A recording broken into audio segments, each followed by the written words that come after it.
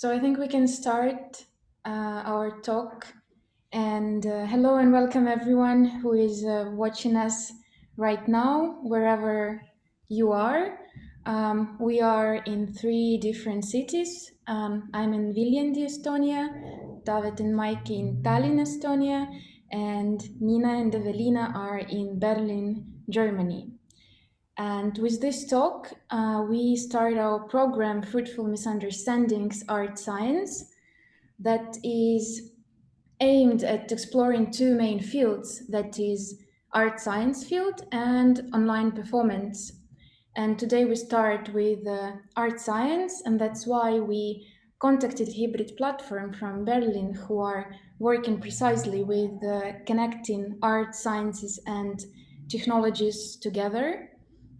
And during the talk, everyone who is watching, feel free to leave any comments or questions that you have in the chat window on the page, and we'll have Q&A time where we will be more than happy to address whatever comes to your mind. And to finally give the word to the people while we gathered here, I pass the floor to Nina and Ewelina, who are the coordinators of Hybrid Plattform. Okay, thank you very much, and thank you very much for the invite. So we're really excited of having this exchange with you. It's quite, nice opportunity in the digital age to at least get to know each other across the borders. So I was asked to first introduce the hybrid platforms more in general terms, and also just how our the structural side of our work looks like. So the project side will be covered by Ewelina. So bear with me if it gets a bit boring, because it's a bit more on the nitty gritty than the exciting projects. So now I will try to share my screen with you so that we can all have a presentation alongside me speaking. Is that visible for everybody? Could you just yes. kind of give me some sign? Yeah, brilliant. So the hybrid platform. We are in Berlin, as was mentioned already, and our work is to link art, science, and technology, in specifically in the remit of the Technische Universität Berlin and the University of the Arts Berlin. So those 2 entities are our main area of engagement. Saying that we work with 2 universities is a bit, sounds easier than it is, partly because the 2 universities are incredibly different in their structure. So the Berlin University of the Arts is, even though it's one of the biggest arts universities, it's way smaller than the technical university. So there we are dealing with less than 4,000 students, whilst there are almost 300 professors. And the teaching style is rather individual, small classes, one-to-one teaching. On the other hand, we have the technical university with 10 times the students, whilst having almost the same number of professors as the University of the Arts. So there's quite an imbalance which we have to navigate. At the same time, the technical university is used to huge lectures, so lectures with less than 100 people in room are in some areas rather seldom to be seen. Also, in terms of research, they are going for complete different funding bids with a way higher funding volume than it is the case with the University of the Arts. And yet the hybrid platform has to be there for both universities and bring them together, despite all these differences in structures. And that's where one of our challenges begins. In the background, you can see a picture here of the campus Charlottenburg, which is the area we are sharing with both universities. So most of the buildings you're seeing there belong to one or the other university, often without even knowing about their respective existence. The hybrid platform targets mainly the professors and the teaching staff, which is due to the fact that we are looking for creating a long-lasting change. And whilst students are very important and the ones we would like to get knowledge about the whole opportunity to work across disciplines, we don't really target them directly, as they will be gone after 2 to, let's say, maximum 4 to 6 years. Whereas, of course, teaching staff will remain for way longer. Also, we are there to try to bring an internal structure, or to create an internal structure between the two universities, which can be used for joint funding bids, for joint activities, and also just to enable everybody to work closer together. So that's another target group, which is more on an internal and more administrative side. And last but not least, we're also working with external partners, also in order to bring into the university and into the campus Charlottenburg new voices, innovative ideas, but also to kind of bring our work outside and to kind of reach a wider audience. What we exactly do is sometimes hard to define, as we're kind of acting on so many different levels. But the most important things that we can offer is that we have a big network nationally, and as you can see now, even internationally, that we can provide means to communicate research results, events, and any kind of topic which might be of relevance to very different groups. So this might be professors who have some courses which they would like to communicate, might be research groups which would like to kind of gain a different audience. Whatever it is, we have a big platform to do so. Also, we're there to kind of support on a really very big project management level, projects, funding, applications. We can support communications, as already mentioned, and advice on partners, which is again a very important part. Our institutional knowledge and implementation of formats which can be used to help the exchange will be becoming a bit clearer, I think, through the examples. So bear with me again, we will get there. If I say we, I'm speaking of mainly Ewelina and I. So both of us are the project coordinators. We are the ones who actually do the whole work as such, with the support of 3 student assistants, whom we have every week in the office to support us with the website, announcement of events and the like. And additionally, we have an advisory board of professors from both TU and UDK, whom we meet on a regular, even so not very base, even so it's not very often, to go through strategy and alike with them. So the areas we're actually working in are mainly 4. It's research projects, education, outreach, and labs. So half of it will be covered by Ewelina, so I'm just giving you a quick overview over those areas she won't be covering. I think I will actually be skipping this part here and go directly into the examples. So when we say we are supporting education, one of our bigger projects at the moment is a joint master's course, computational design, which we have devised for years, and it finally became reality between the TU and the University of the Arts. And it is aimed at students from about all disciplines. So mainly people who come from some technical background and kind of a digital space, but just as much people who come from a more creative background. And the idea is to bring their different expertise together in this whole master's course and to really enhance their knowledge in working together and to see how they can innovatively use their joint knowledge. So we're really excited about that, and I'm also very glad we just heard that there have been 180 applications for this course and only 20 could be chosen. But so it really seems that there's a big interest. Also on the education level, we devised a workshop, which was more meant for scientific staff members, so professors and assistants, on how to actually work in an interdisciplinary way and across art and science. It's becoming more and more of a thing to do. And at the same time, not everybody is really aware of what the challenges are and also what they might exist in terms of really rather helpful advice as to what to do and not to do.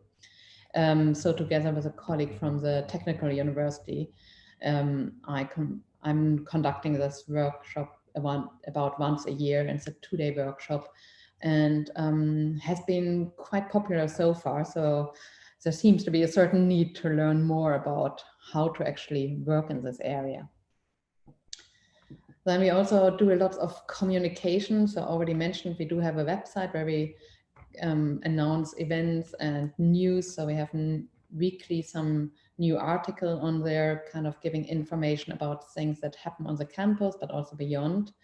But also very important are our events. So those are the ones where we really try to bring together the different disciplines to enable people to exchange on the topic of cross-disciplinary work and to get to know each other as well. So networking is quite an important part of all our events.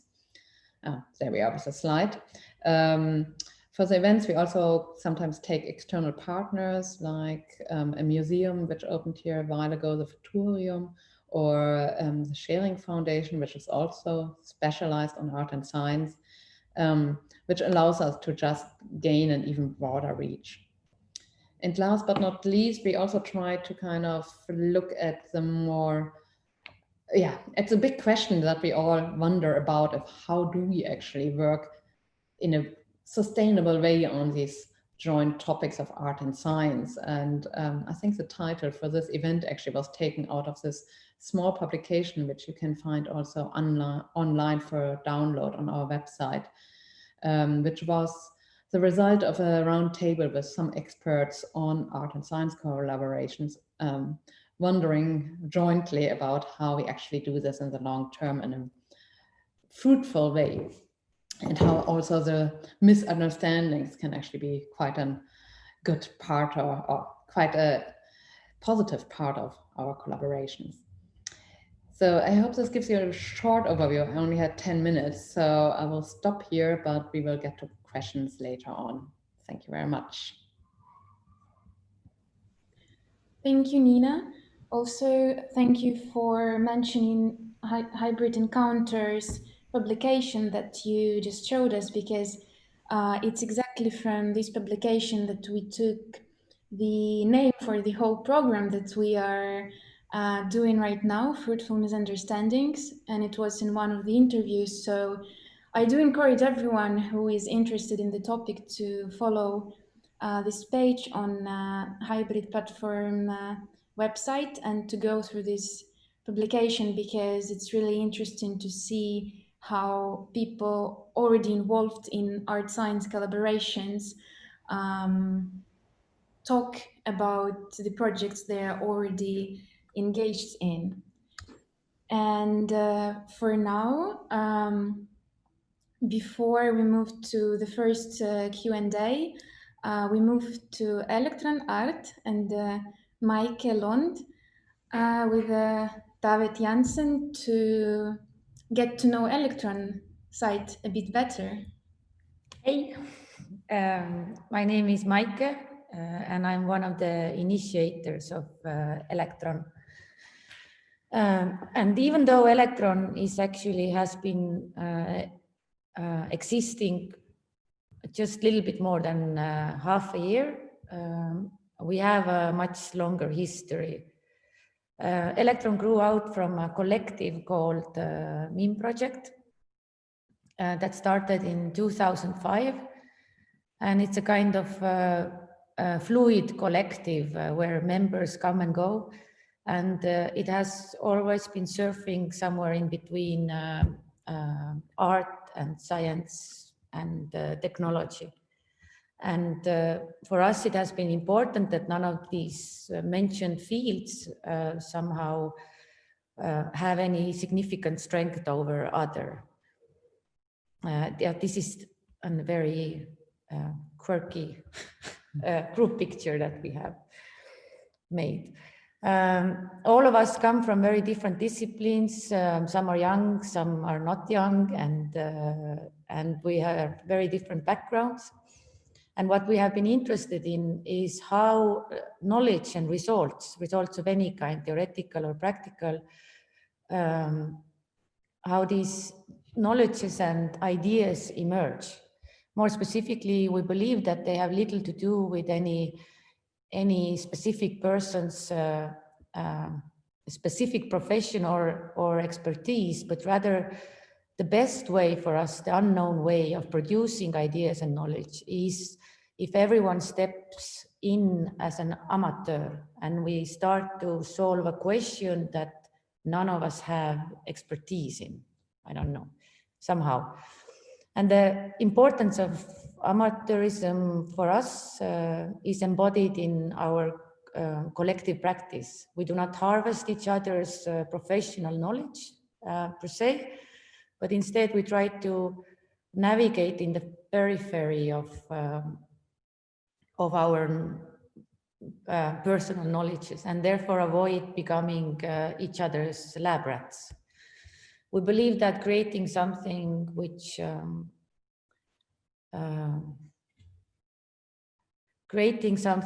we do not yet know is only possible if we don't so-called use each other.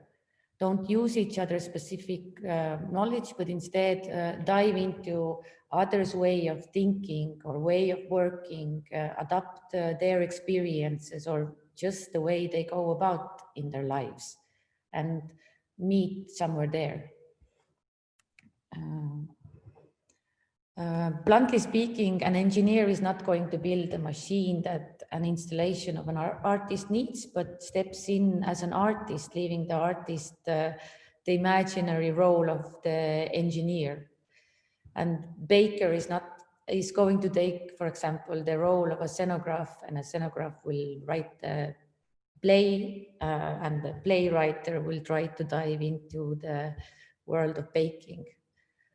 But somehow we try always to have work on something that none of us really know anything about, basically.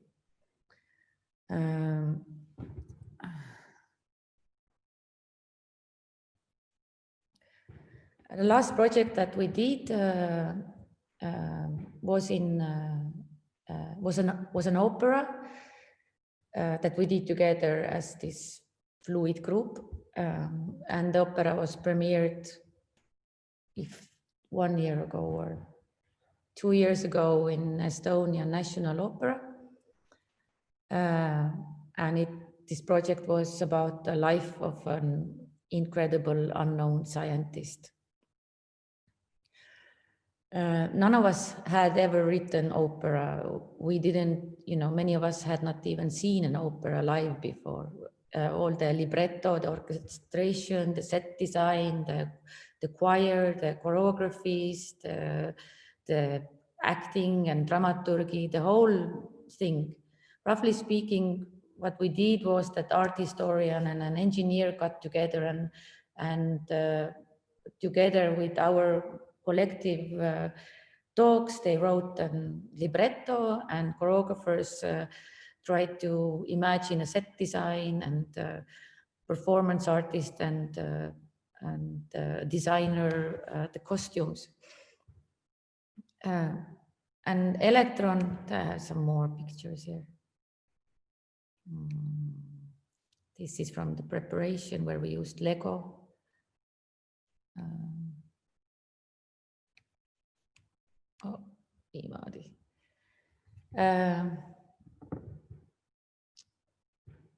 Okay, where was I?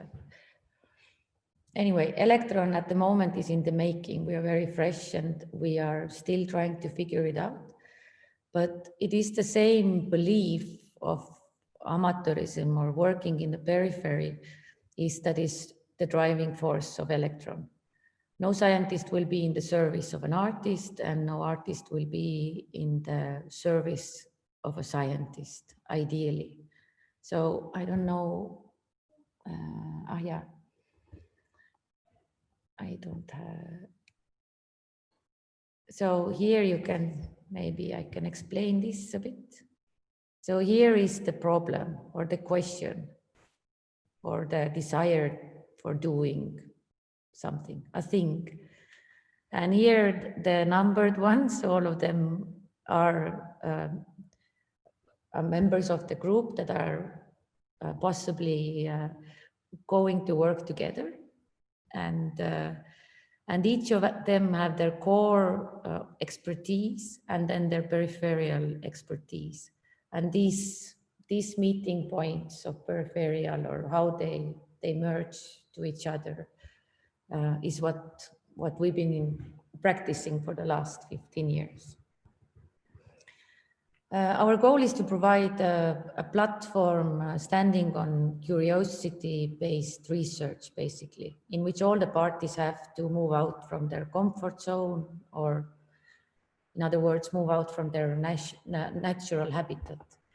It might sound ineffective, but we believe that that just staying on our professional knowledge and working methods can help us only develop exactly or more or less exactly what we already know.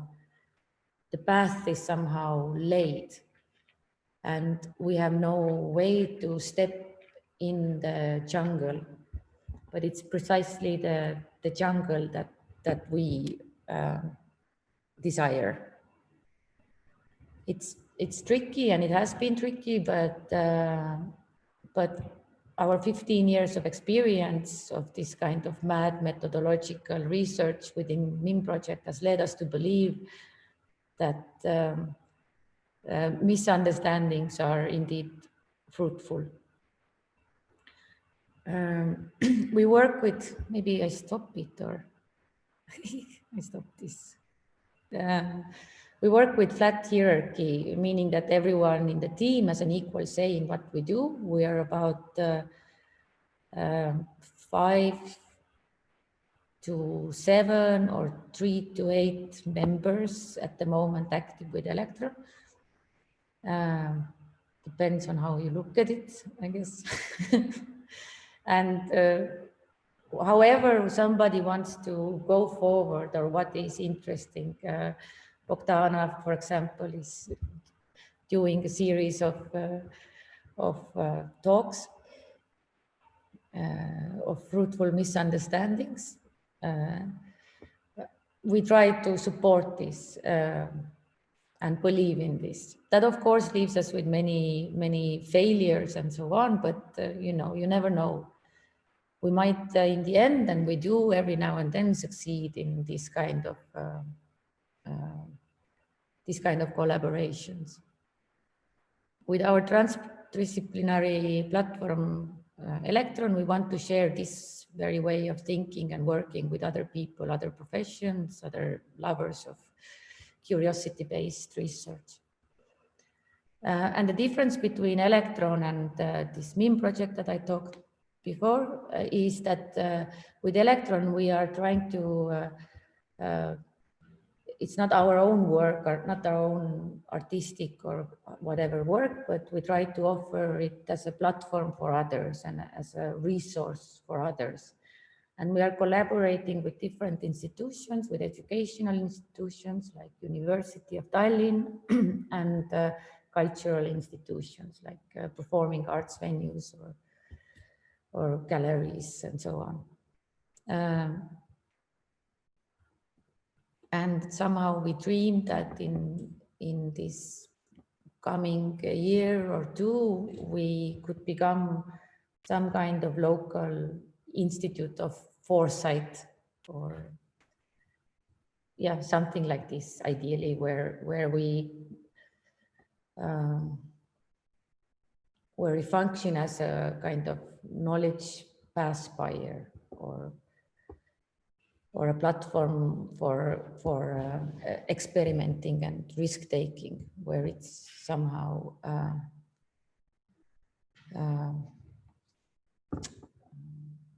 enables a playful approach, or this curiosity can be emerging. So there are different ways that we provide this support or support. One is Art+Science residencies that we are doing together, which starts at TLU. It's a residency program in Tallinn with Tallinn University. Then we have elektron.live platform, which is we try to keep it for free and accessible to anyone, and it gives us also possibilities to communicate and reach people that cannot go to places, who are homesick or in quarantine or have small babies or has special needs or disabilities, whatever. We support people and try to help them to how to make pieces or works for this. Then we are co-producing art and Art+Science works for virtual and physical space. So we provide with financing and technological and whatever dramaturgical know-how and for artists or collaborations. We do ourselves slowly but steadily also this kind of theoretical and practical researches and workshops that have a little bit of an educational focus or give some kind of another layer of accessibility to this. That's it, I guess. Online. Thank you. Share.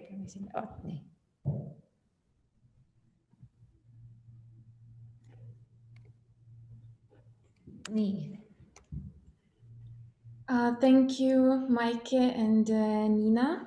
That was the first part of our talk that was aimed at showing the structures and generally what both platforms are doing. And for the discussion, I'd like to start maybe with the question that both platforms are so different in terms of organization and their structures, and maybe we can elaborate a bit on how these structures enable different kind of projects or different approaches to projects realizations.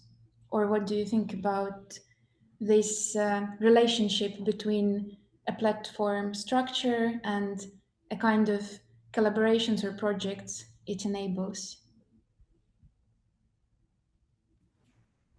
I can come in there. I must admit, I always get slightly envious when I hear about those projects like yours. It is kind of, it all sounds so fluid and so there aren't any constraints. Whereas, of course, working in a university, sometimes it feels like there's nothing but constraints, to put it bluntly. Whilst, of course, I'm aware it also does have its advantages, and of course, and some of them are very, prosaic. It's easier to get funding for some kind of projects when you have this backing of a whole university, when you can just, you have a big administrative body which you don't need additionally. You have resources you can kind of call upon. So there is really definitely this advantage if you're linked to a big institution. Yeah, definitely this we are missing. It's a very small initiative actually that cultural ministry took, I don't know, a risk to say that, okay, yeah, we support you for a little while and let's see what happens, because there is no such thing between universities, and also there is no institute for developing or going along with the quick changes of time.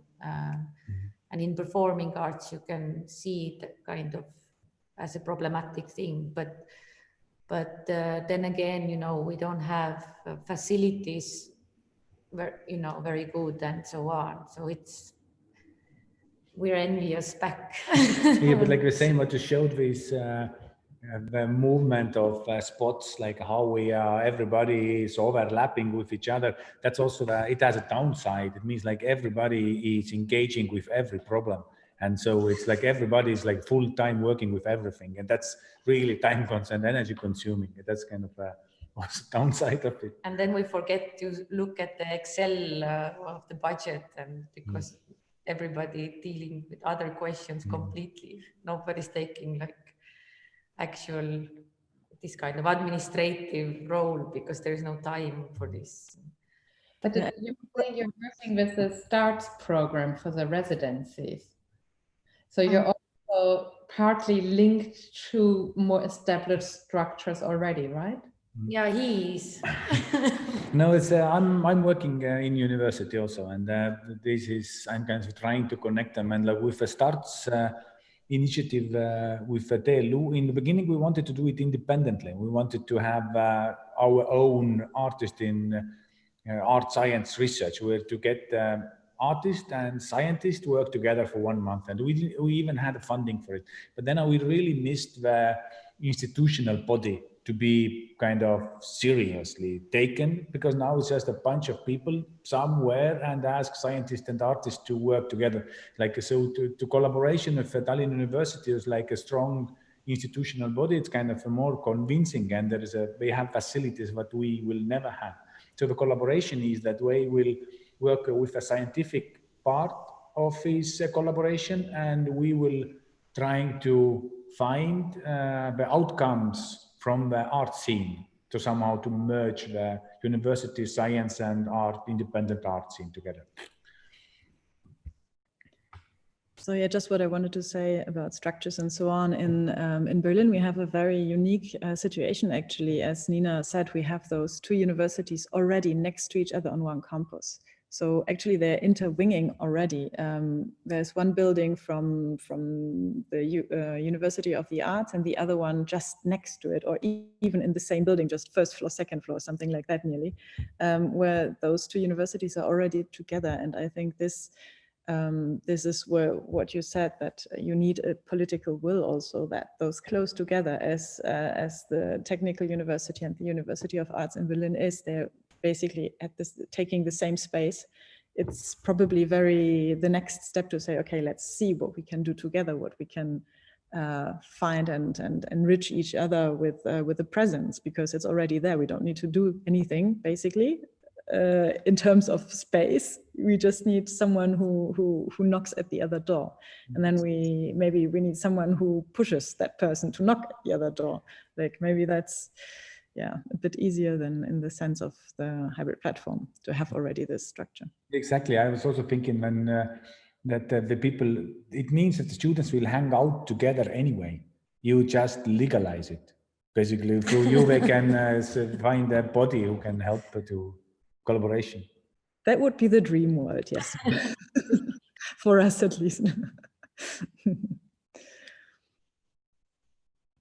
We've been knocking doors and trying to find this, how to bring those different schools together and so on. But we don't have even name cards yet. Yeah. I mean, we are very small, tiny players. So today a QR code is enough.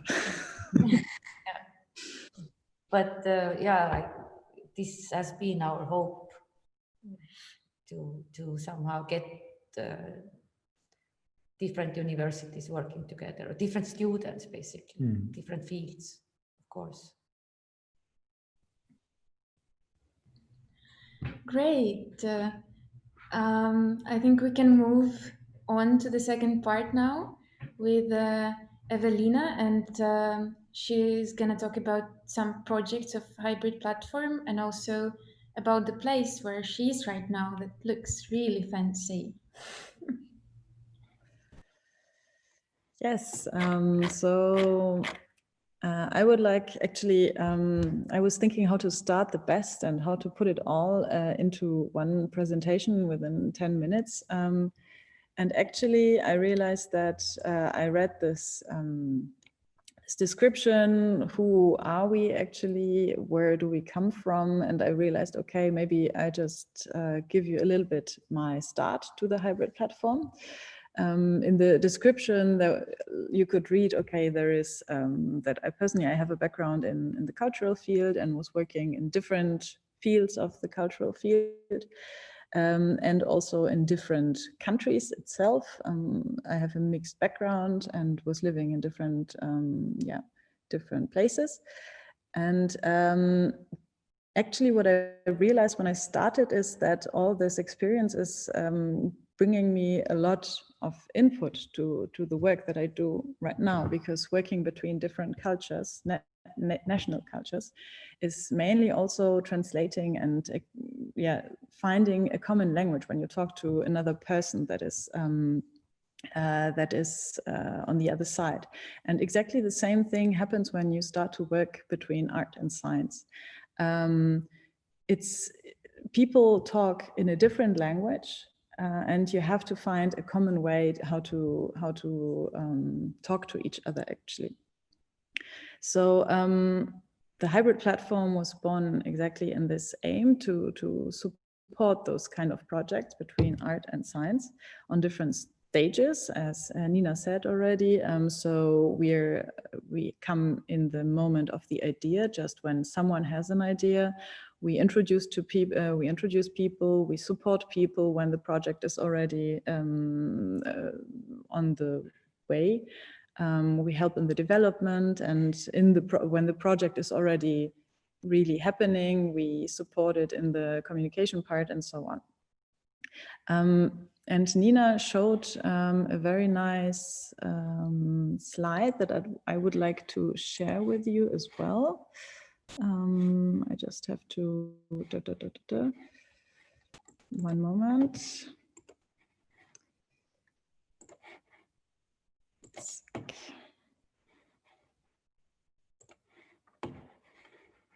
Here we go. So actually Nina showed this slide before, and she talked about the different ways we work and help those projects to become reality. And it's through research, education, outreach, and labs. And this is a little bit how I would like to start actually, because I'm in one of those projects that the hybrid platform was supporting for the last years. I'm in the Berlin Open Lab. This is one part of me behind it. The Berlin Open Lab is a project that is supposed to, an open lab actually for research and experimentation in digital technologies in arts and society. The Berlin Open Lab is divided into 3 parts, into 3 areas: a co-working space, a prototyping space, and a mixed media space where you can work with augmented reality, mixed reality, and virtual reality, and also with sound and all this immersive environment. And right now, behind me, we are in the mixed reality lab, so where you can really work with those augmented virtual mixed reality equipment. So I go into the next? Okay, but this is not the only lab that the hybrid platform is supporting or having. We also have another space which is open for actually all kind of different corporations, which you can see just in this slide. It's the hybrid lab, where we have the possibility to host workshops, events, where people can meet, for example, for projects, when they want to talk about projects or plan projects, or when project meetings are happening. So this is a different thing. And actually we realized that creating spaces in general is a very important thing, to give this space to people, because it brings together, okay, so here we have again this Berlin Open Lab, and creating spaces brings together different people, and people that are curious about themselves and that want to meet with other people that have maybe new ways of solving problems. and giving a space to this that is not linked to their research in this sense, it's not their institute or something like that, gives them more freely the possibility to think about this problem and find the solution that they were maybe not thinking in their own surrounding. So here you can see, so the Berlin Open Lab, which is a bigger project, and I would like to talk a little bit more about the projects that are happening in there firstly.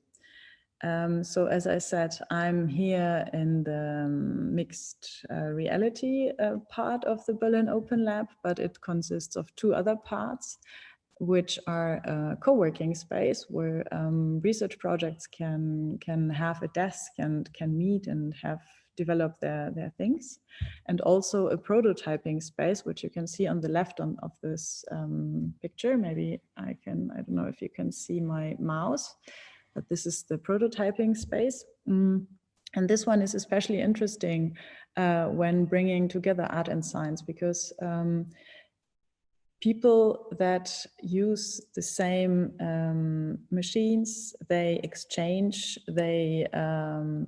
they look on the way other people work, and that is also the moment that triggers the exchange. And the exchange is crucial. And necessarily working with the same machine, that's also a form of exchange. And you have to exchange when two people work on the same thing. This is, for example, the case for a robot that we have, which I really like, especially when I talk about this interweaving of different areas of activity. So here we have this robot who is in this moment trying to learn how to paint. This robot was used by a workshop group, or a group of students in a workshop, and they were trying to paint with algae. So already you have this second matter of in there, and they were trying to bring this robot to use algae as a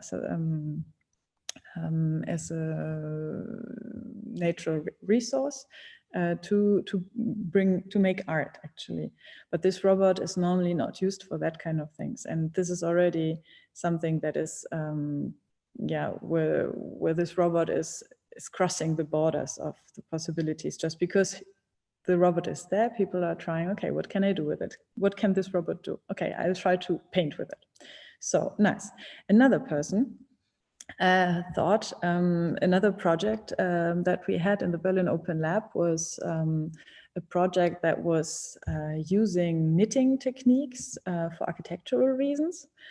And Daniel Suarez was trying, and Bastian Bayer was trying to build structures for architecture that were then enforced via natural materials, bacteria, to strengthen them in a way, to rigidify them. And that was the beginning of it. And then as this robot was standing in the Berlin Open Lab, he thought, okay, maybe I just try to make the robot knit also. And so already there was some exchange between the groups, and this robot became a knitting robot, which is still not a project that is finished yet, but it's on the making. Okay, and then so from there on, we had this natural material, and another project that this robot group also started was, so the group that was painting with algae, and actually was a group of architects. They started to look a little bit further into microbiology. And within a cooperation between Sven Pfeiffer and Vera Meyer, Sven Pfeiffer is a professor at the University of Arts, and he's teaching architecture. Vera Meyer, on the other hand, is professor at the Technical University, and she's teaching microbiology, working with different techniques and what can you do with microbiology. And so right now they're making together this project about how to use fungi like this material, especially in architecture. How can you create something that is environmentally friendly or different, not using bad material. I'm missing right now the words. Just using this fungi for architectural reasons. So that is, for example, another example of a project, and those people were meeting each other also in the Berlin Open Lab, and bringing themselves on ideas, each other. Okay, you work with this material, then I could work with that as well, or I could use this robot in a different way. So that's a little bit a way you can never know how those kind of places influence other people, but it's very crucial to have those kind of spaces or places, whatever you call them, to give the people the possibility to exchange with each other and to have through that the new outcomes. Another project that I really like from the Berlin Open Lab, and that is quite interesting and evolving all the time, is the project from a professor of the University of Arts, Berit Greinke, who is working right now with pleated textiles. So first of all, she's trying to look for different plissage techniques, which is folding material. Like this is material folded in a specific way, by hand, by machine, whatever. She's really looking for the different methods. And that's the first part of her research. And the second part is to put electronic devices into it, and to make use of this pleating, and to make out of this maybe an e-textile, an electronic textile. And so she's having these different projects, and I also brought you, how can I stop the screen share?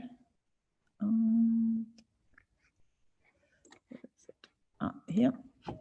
So actually what I brought also, because I didn't want to, there were a lot of people working there, so I thought, okay, I might be more calm in this area, but I still brought you some parts from these pleated textiles from Berit Greinke, where you can see how flexible it is, and there's something covered on this textile, a color where that is really bringing electronic impulses through it.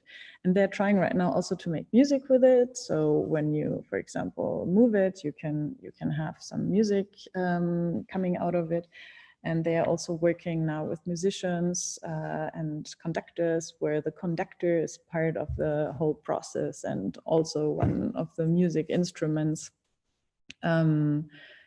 So actually there are quite a lot of different projects from very, very different backgrounds. And I would say that having a space where you can really create those kind of things, that's really crucial for having those kind of cooperations and collaborations. And that's the beginning, actually. So yeah, that's, I think, maybe all of it, what I would like to say. I could tell you a lot of other projects, but I think the time is running a little bit, and so. Thank you, Ewelina. That sounded really exciting, especially with the music made from the e-textiles. That was my favorite part, at least. I will keep you updated when there's supposed to be a music piece even that will be published. So when it's published, I will keep you updated on that. Great, would love to share it as well from Elektron's side too. Now we can move to David, and after that we'll have another small Q&A. Thank you. I will share my screen. And here I am. And I will talk about some projects what are related to electron. And during the 2020 has electron being focused mainly on developing a structure and building a platform. However, still we managed to be part of exciting projects and collaborations. First is neurochoreography experiments. In those experiments, we explored the possibilities of implicit interaction in theater context by monitoring for spectators' emotional arousal via electrodermal activity sensors while observing a contemporary dance improvisation.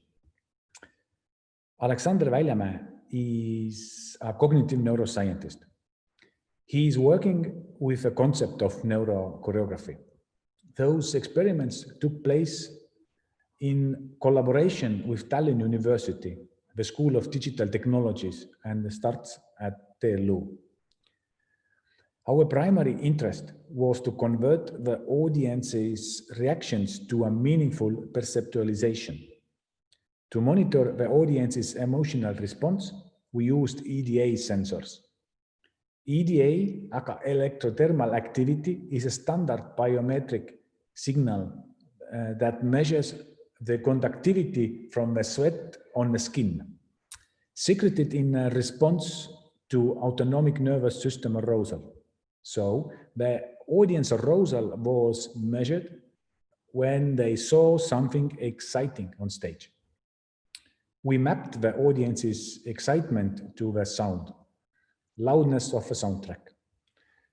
The more excited the audience was, then the louder became music. It worked in both ways. The skin dried up and the sound got quieter and quieter. The silence stressed the audience because even we introduced in advance how the sensors were working, the silence could be read as a lack of interest. And the audience got nervous and started to sweat, and the sound got louder again, and everybody was happy, and this caused arousal and so on. It was a feedback loop. Here is the final presentation. We had the two dancers, and on the right you can see also the sensors. We use sensors by Ewelina, and in down here you can see also the programming environment, Max MSP, where we were working. An artistically exciting aspect is that the audience member gets a voice. Their implicit reactions can be exposed. Such neurodramaturgy tools allow us to understand better and manipulate emotional and cognitive processes happening both with actors and the audience during the performance. The next project I want to tell you about is, and its ongoing project, is Performance Rome and Juliet #5. The hashtag symbolizes the fifth act. This project aims to inject information to the audience by showing them images in short bursts. The piece itself has 3 building blocks: injections, theatrically rich scenes in physical space, and the lecture of a scientist. In injections, the images sequence is changing so fast that the audience does not process all of them consciously. But it will be enough to trigger their imagination. So performance will be a mix of real-time stimuli in a physical space, pre-composed images stored in audience's short-term memory, and the overall context, what audience is familiar with. And the context is Romeo and Juliet's fifth act. Most of the people know what the plot is, so we are showing them just cues to construct their own version of a piece. This is what is happening in theater anyway. We are just speeding the whole process up. In the first iteration, we tried without the living performer body, had only the scientist character who explained the scientific background to the audience to give them necessary glasses to see through. At the end of the performance, we gave them a questionnaire similar to a scientific experiment, but in our case, it was a part of a performance. Some questions were the last injections. And now we are just continuing our work with this performance, and it will be premiered, or like not premiered, but the second iteration will be premiered in the 12th of October. So it will be live, played in Estonia, in Tallinn, in Kanuti Gildisaal, and we also will stream them here on elektron.live, the performances. elektron.live and audience engagement. This is also ongoing project, but it will probably also go on forever. Audience engagement. After creating this platform, this elektron.live, we realized that it could also be used as a research tool. The audience engagement during the online performances could be monitored. The spectators enter with their web camera open, enabled to see each other, see the performance, and use the chat to talk to each other. The performances developed for this platform are not just recordings of regular theater plays. They are new hybrid art forms designed to be played live and streamed to this online platform. For the first time, we can analyze the audience's behaviors behind the screens while they are watching the performance. Enabling this feature is still under the process, but we've run the first tests.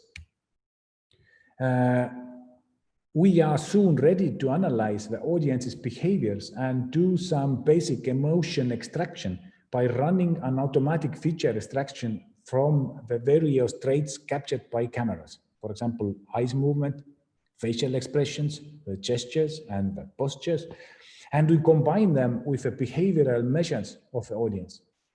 This enables us of some new features when we think about the online performance. For example, first, we collect the audience's data during a performance, process, filter, and visualize it. And in the future, maybe we can provide a report to a performance group about how the performance was perceived by the audience. Like this, we can help the artist to get better and get meaningful feedback for their work on this platform. Because the online performing art as a paradigm is still novel. And I personally think it has a huge future ahead. And the second possibility is it will also open up some new possibilities for interaction. The audience reactions can change something in the performance real time. This option can totally change the power relationships between the spectator and the performers. And the last project I want to tell you about is a collaboration with Art+Hack. Art+Hack, yeah. During summer 2020, Elektron was a collaborator with the Art+Hack initiative. Art+Hack is a residency hackathon that supports teams from various disciplines, including art, technology, hardware and software development, design, immersive environments, music, theater, animation, social justice, and interactivity. It's supported by ThoughtWorks Art, and it's usually located in New York City. The isolation and lockdown of COVID-19 was a catalyst for conceptualizing interactive live performance in new ways.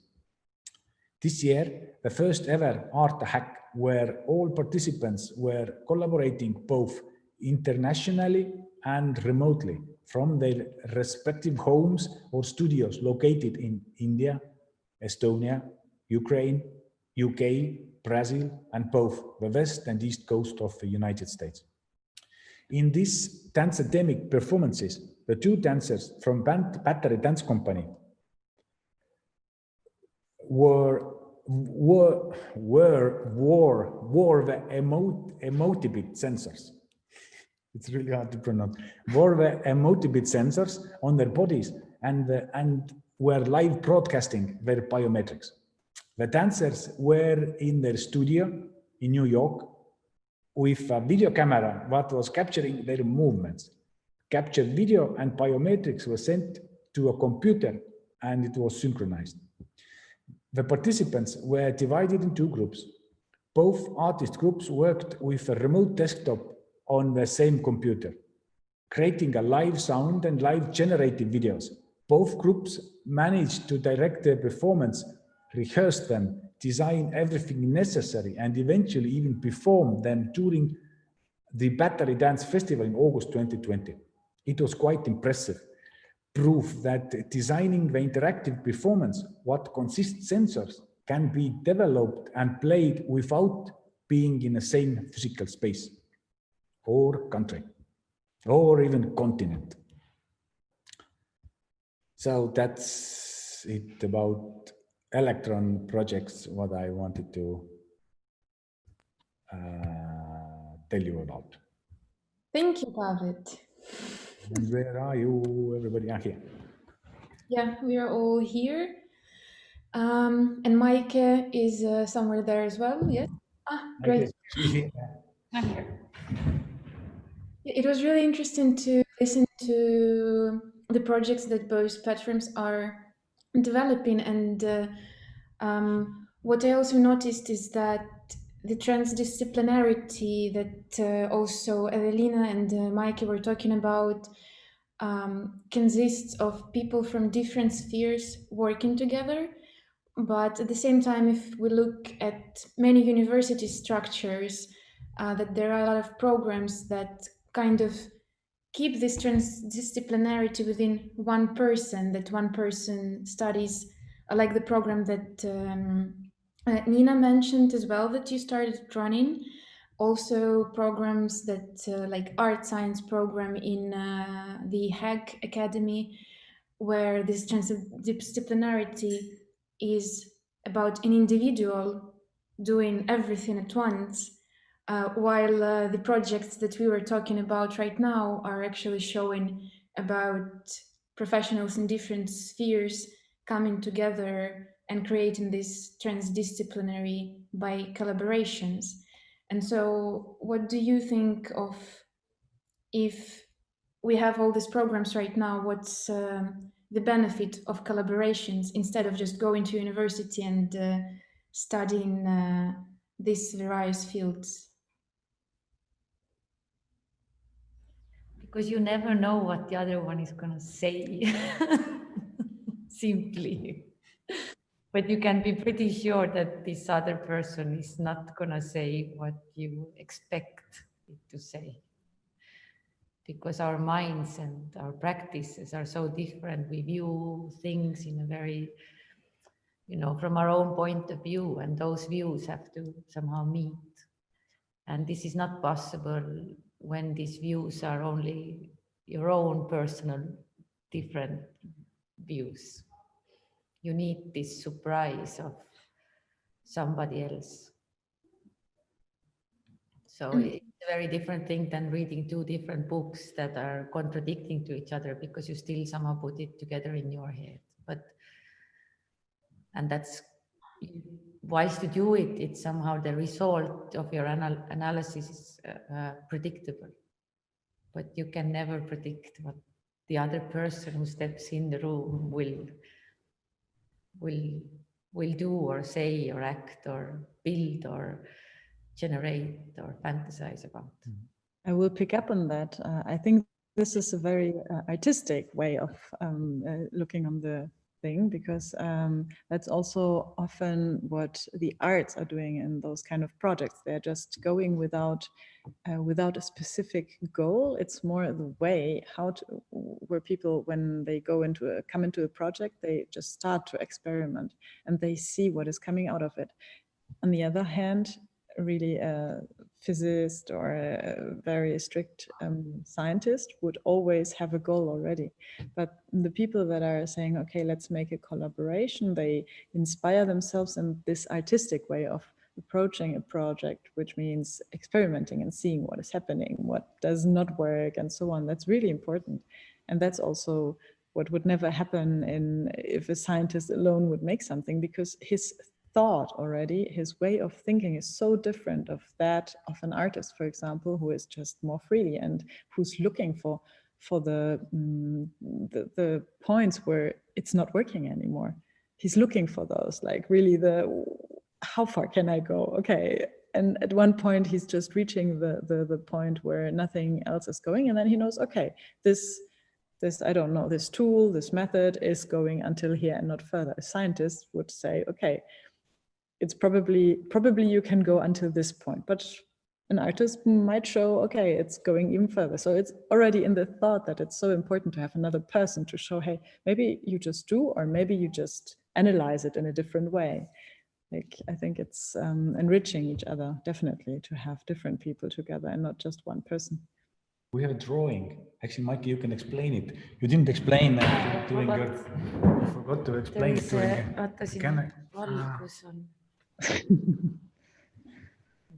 We're very old school, so we do drawings.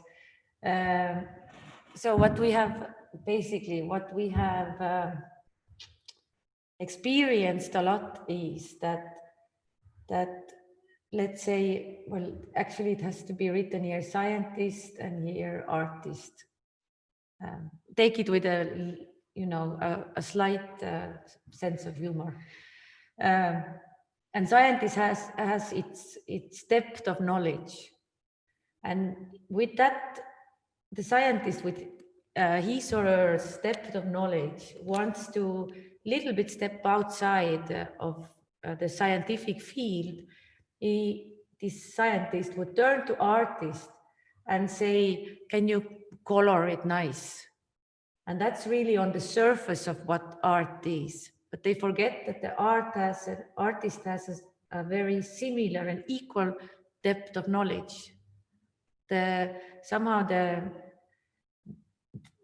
is misunderstood. And the same goes with artists wanting something complex happening. They turn to scientists and say, make me this complex thing, without really diving into what the depth of the scientist is. So an example would be that, for example, the same sensor, what I was talking, these physiological sensors, electrothermal activity, that the artist gets the electrothermal activity sensor and makes a visualization, but the visualization of electrothermal activity and emotional extraction from it is actually only the surface of a science, because science knows much more about how the physiological sensors are, what they communicate, what are the features actually from this sensor signal. But for artist does not have to use it to be able to do the meaningful art, something like this.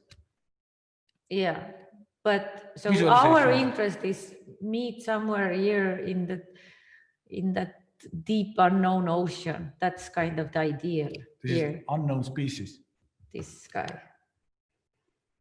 And meet in between, that there is kind here of to have a depth, that it means it has a depth scientifically and also it has a depth in artistically. Yeah. So that was our data visualization. Advanced. Great. I think it's a perfect note for finishing the discussion today, since we already ran out of time. And thank you a lot, Ewelina and Nina, Maike, David, that you were here, whatever this here is, and now with all of us. And thanks to the audience, whoever was listening, watching, following. And we got one of the comments from Christian that there is an initiative also in Berlin Institute for Sound and Music, that kind of deals with the same topics. So we already know that there are more and more projects and platforms to explore and to work together or to share our experiences